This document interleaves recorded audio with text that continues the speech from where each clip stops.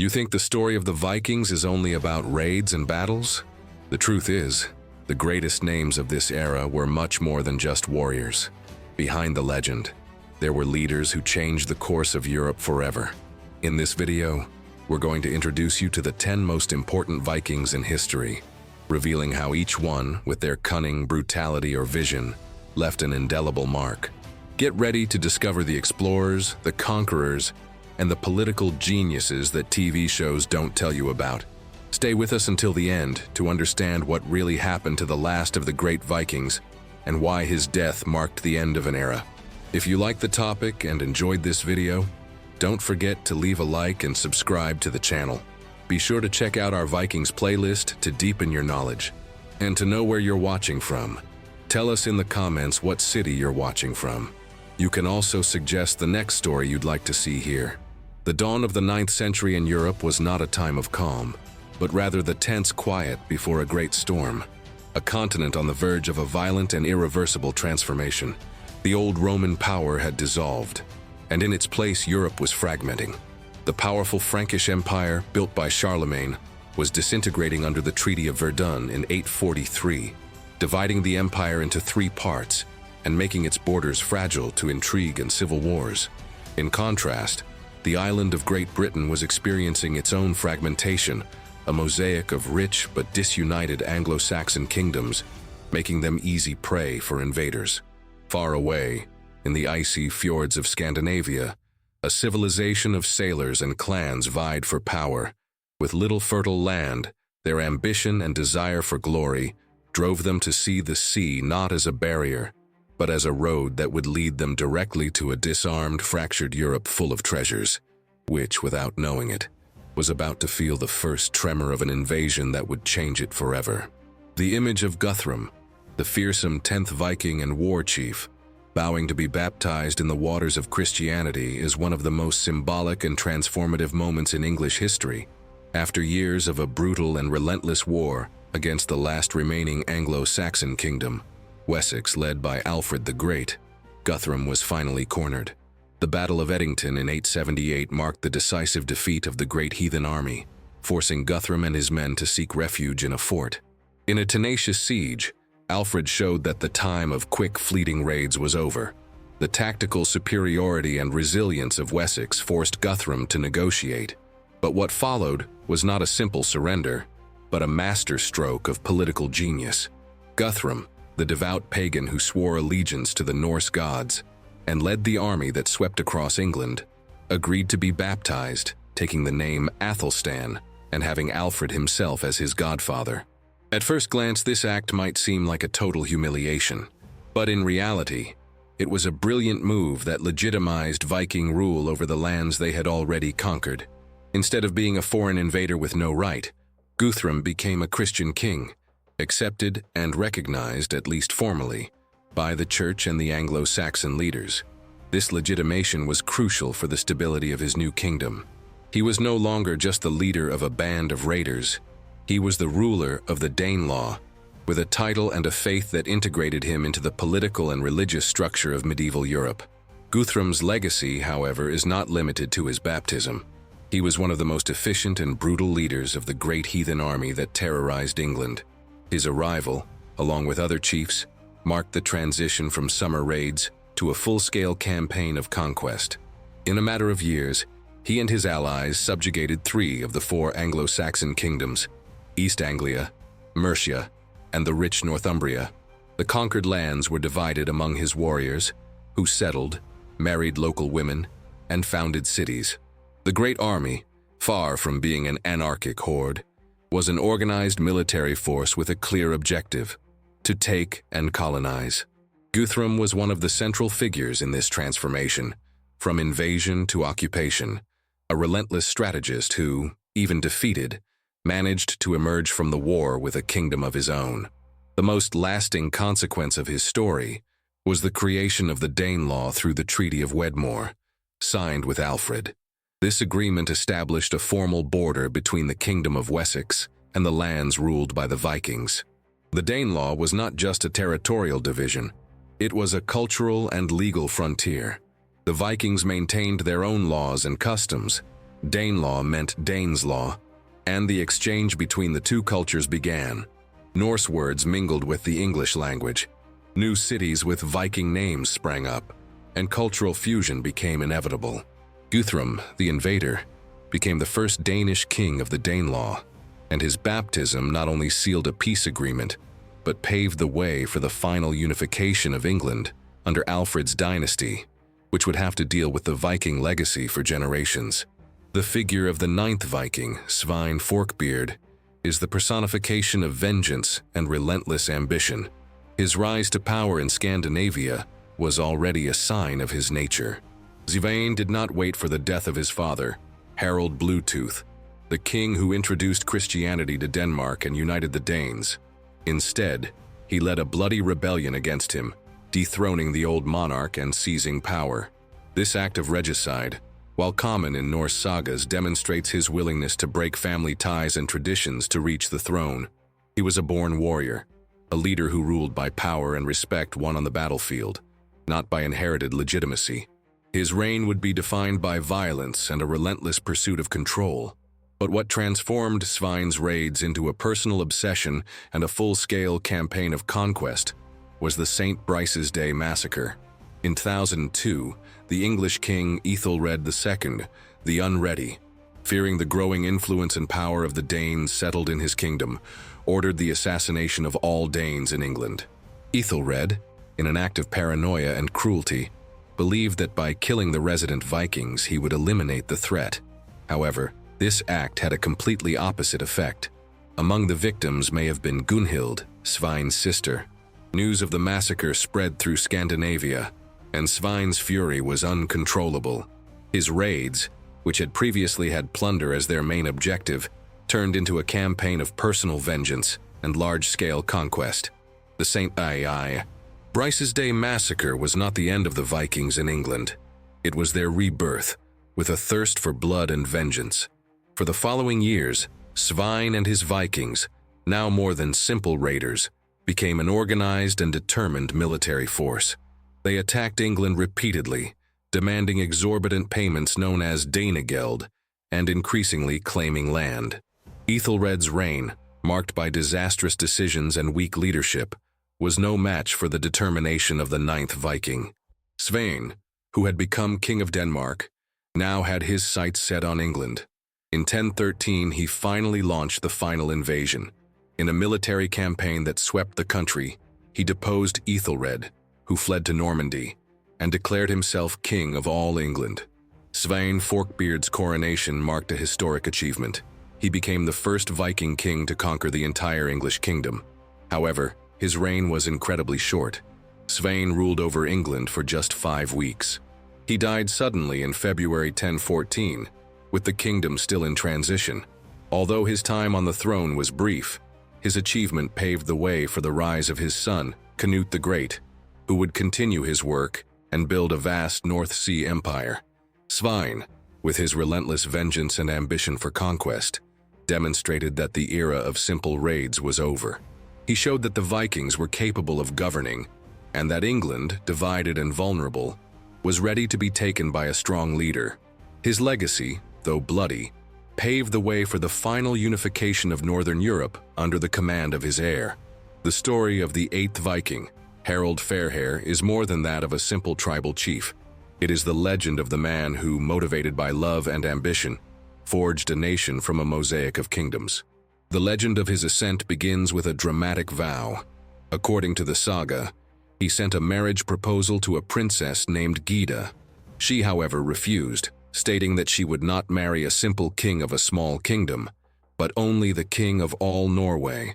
Moved by this refusal and the desire to prove his worth, Harald is said to have made a sacred vow. He would not cut his beautiful hair until he became the sole monarch of all Norway.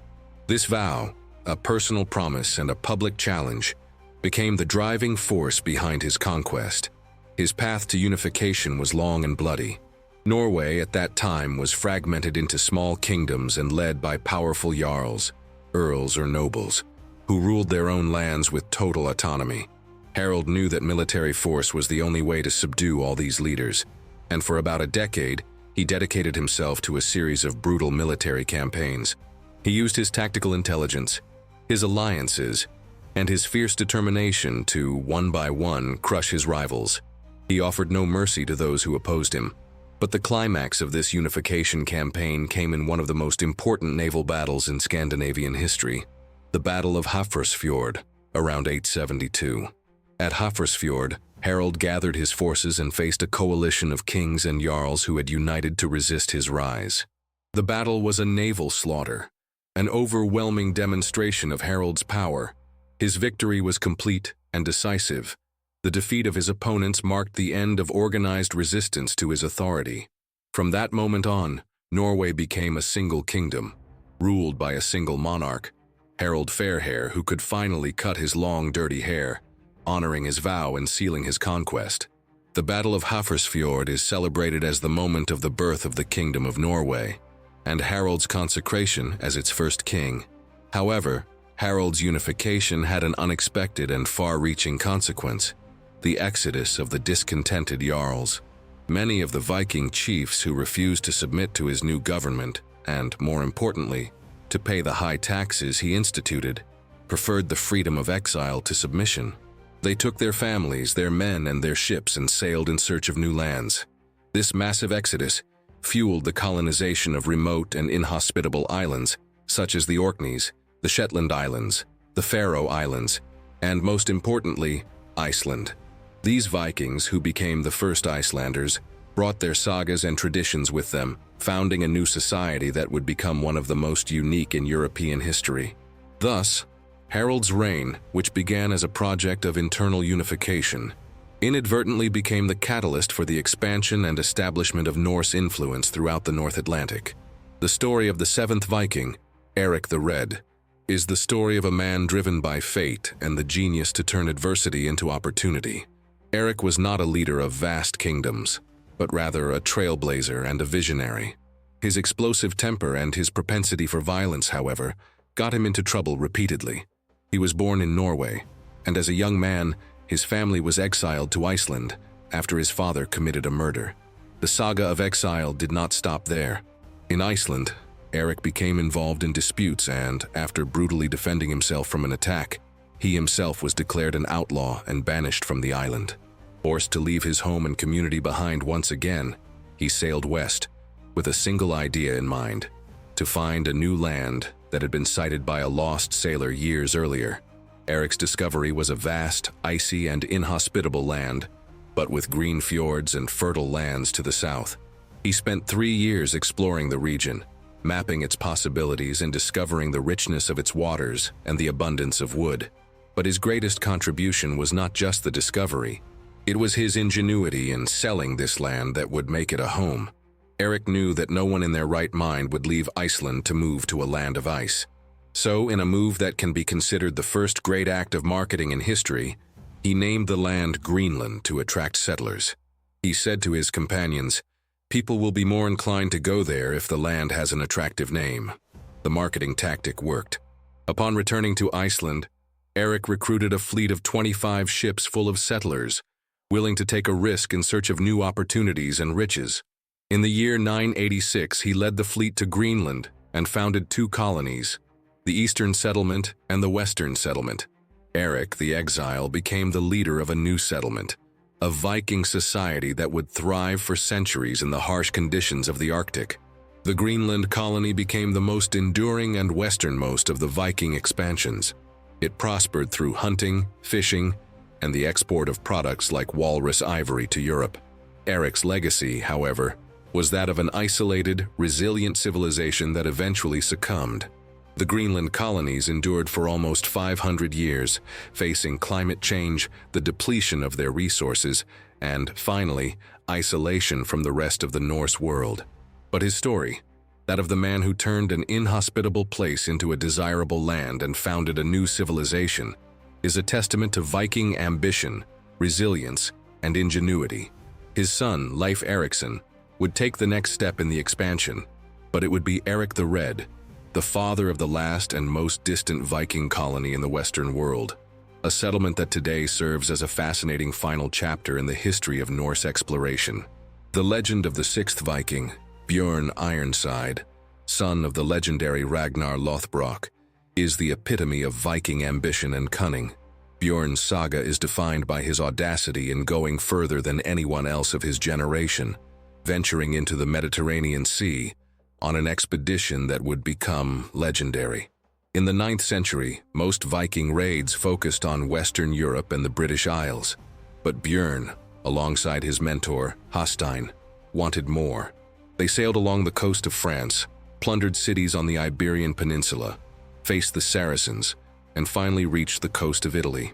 This audacious expedition demonstrated the incredible reach and navigational capacity of the Vikings, showing that they were a threat anywhere the water could take them. Their raids in the Mediterranean, however, were not just about plunder. They were about the pursuit of glory and the accumulation of unimaginable riches. The most famous and fascinating story of his career is the Siege of Luna. Bjorn and Hastein arrived at a fortified city in Italy, and mistakenly believing it to be Rome, the capital of the ancient empire, prepared to attack. But the walls were impenetrable. It was then that Bjorn used a tactic that would become legendary. He sent messengers to the city saying that their leader Bjorn was dying and on his deathbed had converted to Christianity and wished to be buried on holy ground.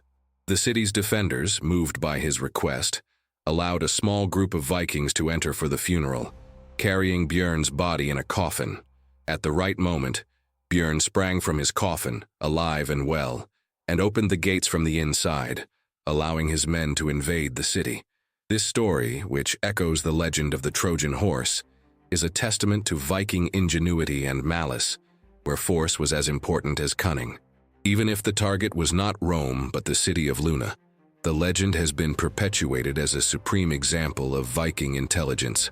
After years of raids and battles in the Mediterranean, Bjorn returned to Scandinavia as an extremely rich and powerful man. He had accomplished his goal, surpassing the feats of his contemporaries and accumulating a treasure that would give him unprecedented power. The sagas portray him as a man who used this wealth and glory to consolidate his power in Sweden. According to the legends, he became king and the founder of the Munso dynasty, a line of kings that supposedly ruled Sweden for generations. The Munso dynasty, although based on sagas and not solid historical records, became a symbol of Bjorn's power and influence. He was not just a raider, he was an empire builder, a man who knew how to translate the glory of the battlefield into lasting political power. Bjorn Ironside, the master of cunning, showed that Viking ambition was not limited to plunder, but extended to the creation of dynasties and the establishment of a legacy that would echo for centuries. The fifth Viking, Ivar the Boneless, was not a warrior like the others. His legend is shrouded in mystery and, above all, in an aura of tactical genius and unprecedented brutality. The mystery begins with his nickname. What did it mean to be boneless? The sagas offer various explanations. It could have been a congenital disease that prevented him from walking, causing him to be carried on a shield. Or perhaps it was a metaphor for his tactical flexibility, his ability to move with the cunning and lethality of a serpent, outmaneuvering his enemies. Another theory suggests that the nickname may be a mistranslation of the Latin for hated, exosis, which, given his reputation for cruelty, would be equally appropriate. Whatever the truth, the name Boneless became synonymous with a fearsome force. Ivar was the brain behind the most devastating Viking invasion in history, the Great Heathen Army. While his brothers like Halfdan and Ubba were the brute force of the army, Ivar was the strategist. He was the architect of the conquest plan, the man who knew where and how to attack to maximize damage and ensure success. His goal was not just to plunder and return to Scandinavia, it was to conquer, colonize, and subjugate the Anglo-Saxon kingdoms. He used war tactics that terrorized his enemies, such as attrition warfare, relentless sieges, and psychological manipulation. The Great Army, under Ivar's leadership, conquered and destroyed Northumbria, Mercia, and East Anglia, establishing a lasting Viking presence in the heart of England. His sharp mind and cruelty made him the most feared enemy and the most respected leader of his army. The motivation behind all this was, in part, revenge.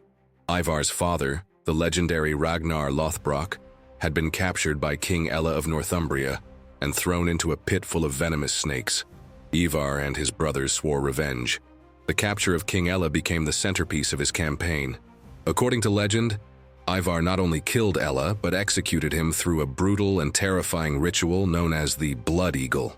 In this ritual, Ella's ribs were cut and separated from his spine, and his lungs were pulled out, mimicking the shape of an eagle's wings. Although the historicity of the ritual is debated, the story has been perpetuated in the sagas and solidified Ivar's reputation as a merciless avenger, a man who would not be content with a simple death for his enemy. The legacy of Ivar the Boneless is that of the transformation of the Viking Age. He elevated Viking warfare from seasonal raids to full-scale conquest campaigns, showing that the Norse were capable of governing, not just plundering.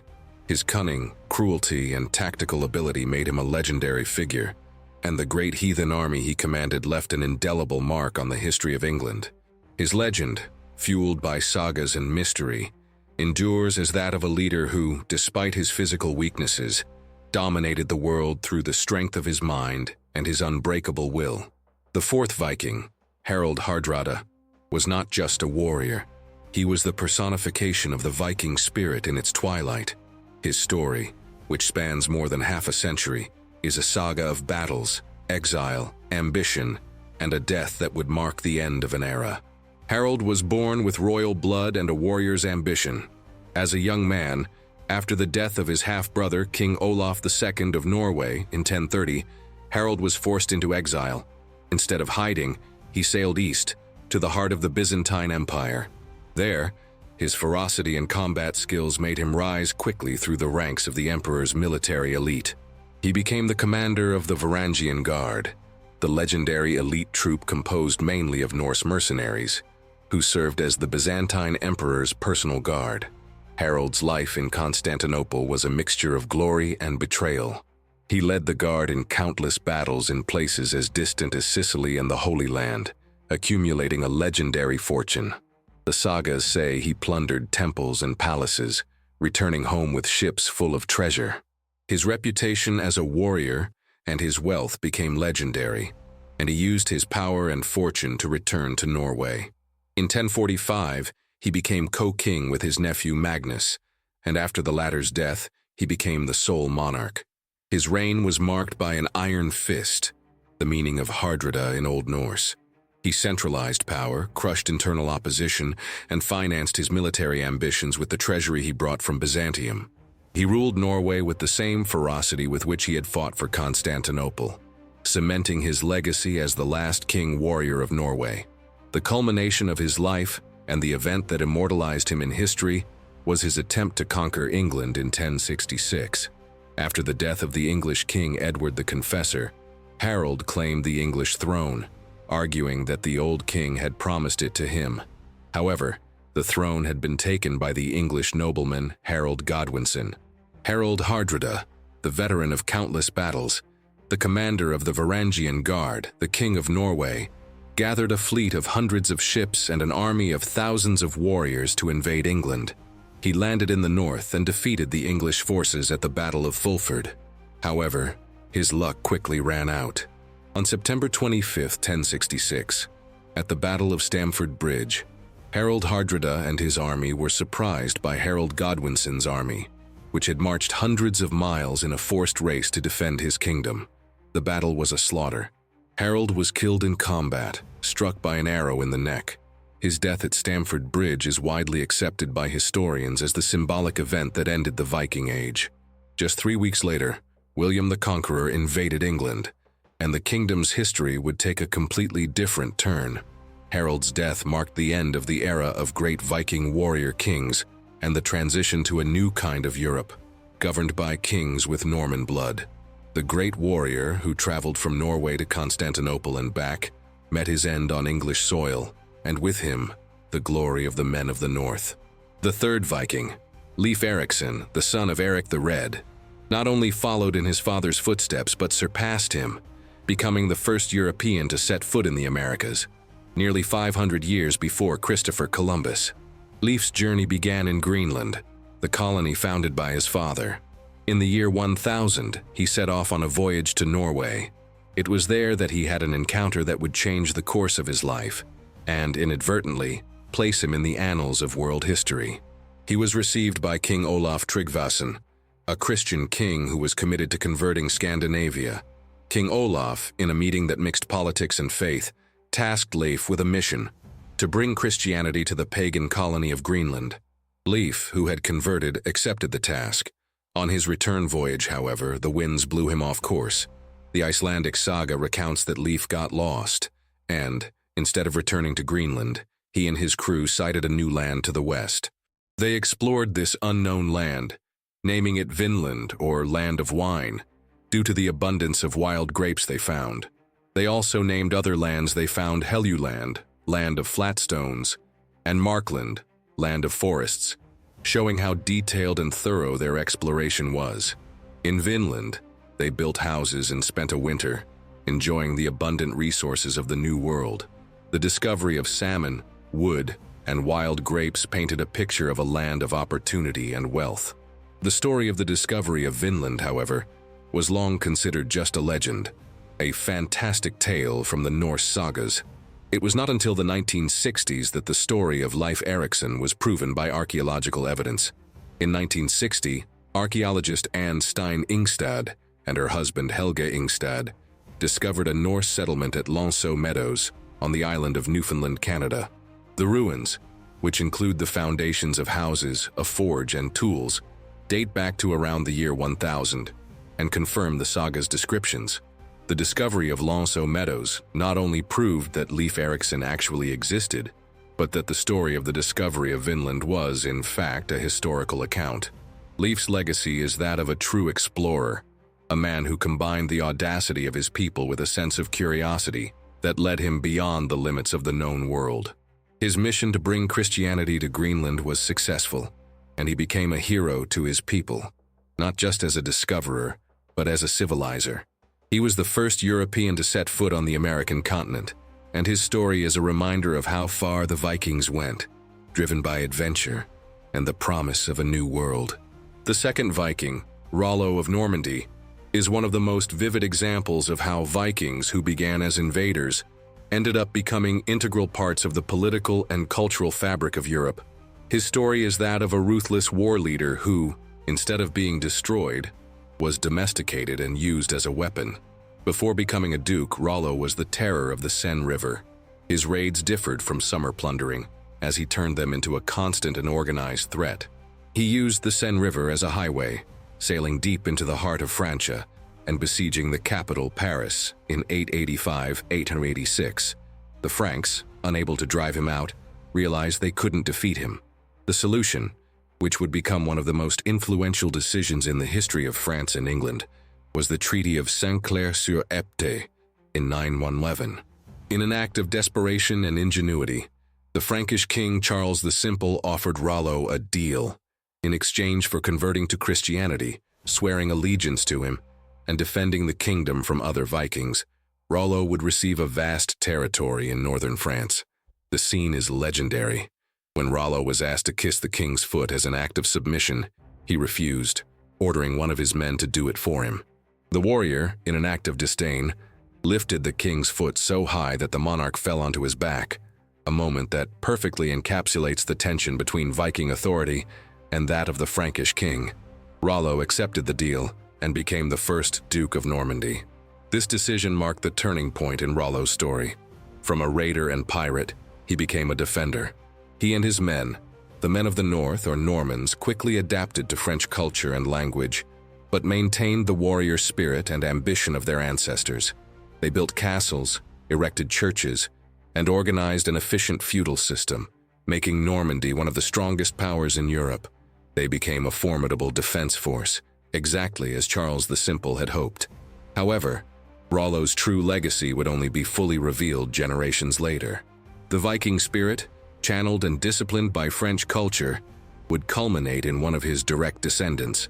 In 1066, a Duke of Normandy, William the Conqueror, would use the military force and ambition forged by his ancestors to invade England at the Battle of Hastings and take the throne. The history of Normandy, which began with a Viking chief receiving land, ended with his descendant conquering England and changing the course of British history forever. Rollo of Normandy, the pirate who became a prince, is the greatest example of how Viking ferocity merged with political cunning, leaving an indelible mark on Europe. The first Viking on this list, Canute the Great, is one of the most influential kings of his era. His story is that of a conqueror who knew how to transform force into legitimacy and a military empire into a stable kingdom. His life began in the shadow of his father, Svein Forkbeard. After Svein's sudden death, Canute had to fight to hold on to England, which his father had conquered. He faced a brutal war against the English Prince Edmund Ironside until a peace agreement divided the kingdom. However, with Edmund's death shortly after, Canute became the undisputed king of all England. His first victory was the consolidation of his power, but Canute's ambition did not stop there. He was a master of politics, using diplomacy as much as war. With the death of his brother Harold II, he inherited the throne of Denmark. He used force to subjugate Norway and parts of Sweden, but also used diplomacy and strategic alliances. He unified these vast territories under his rule, creating the North Sea Empire, which stretched from Norway and Denmark to England, one of the largest and most powerful empires of its time. He was not just a king, he was an emperor, a legendary figure who dominated Northern Europe. What really sets Canute apart from other Viking leaders, however, was his talent as a ruler. He governed not just as a foreign conqueror, but as a wise and just Christian king. He brought decades of peace and prosperity to England, stabilized the currency, unified Danish and English laws, and became a patron of the church, transforming his image from a conqueror to one of the greatest kings in English history. The famous legend of Canute before the waves perfectly illustrates this new image of his. Tired of his courtiers' adulation, he commanded the tide to stop, proving to them that no mortal king has power over the forces of nature. The point of the legend was not his arrogance, but the lesson in humility he gave, showing that even he, the most powerful king, was subject to a greater power, that of God. Canute the Great was the culmination of the Viking Age. He took the ambition, brutality, and navigational ability of his people and transformed them into a project of empire building and peace. His reign demonstrates the evolution of the Vikings, from raiders to administrators, and his legacy was that of a kingdom that, after his death, disintegrated, but left an indelible mark on the politics and culture of England and Scandinavia. History does not end with the death of one man, but with the transformation of a continent. The scenario after 1066 is a reflection of the waves that the Vikings caused for centuries. The Viking Age of large-scale raids, exploration, and colonization, marked by great heathen armies and audacious war chiefs, comes to a definitive end. The Viking spirit, however, does not die, but transforms. It is now deeply embedded in the fabric of Europe. In England, the victor at the Battle of Hastings is William the Conqueror, a Duke of Normandy with direct ancestry from Rollo, the second Viking. He brings with him the energy and ferocity of his Norse ancestors, now channeled and organized under a Franco-Norman culture. The Norman conquest of England marks the end of the old order and the beginning of a new one, with a king who, ironically, has Viking blood running through his veins. In the Scandinavian countries, the change is also profound. The brutality of the raids and internal fragmentation gave way to centralized Christian kingdoms, Norway, Denmark, and Sweden. These kingdoms are now integrated into continental Europe, with their economies focused on trade and diplomacy, rather than war and plunder. The descendants of Harald Fairhair rule a unified Norway, and the legend of Eric the Red becomes a story of colonization, not of war. The memory of Ivar the Boneless and Guthrum the Christian becomes a reminder of a time of conquest, but also of adaptation. The legacy of the men of the North is indelible. They not only plundered and destroyed, but also colonized, founded cities, established laws, and in the end merged with the peoples they invaded. The Viking became the Norman, the Irishman, the Russian, the Icelander. They left a genetic, cultural, and linguistic mark that extends across the entire map of the continent and beyond. The twilight of the Viking Age was not the end of a civilization, but the beginning of a new Europe, shaped by their audacity, their resilience, and their unwavering spirit of exploration.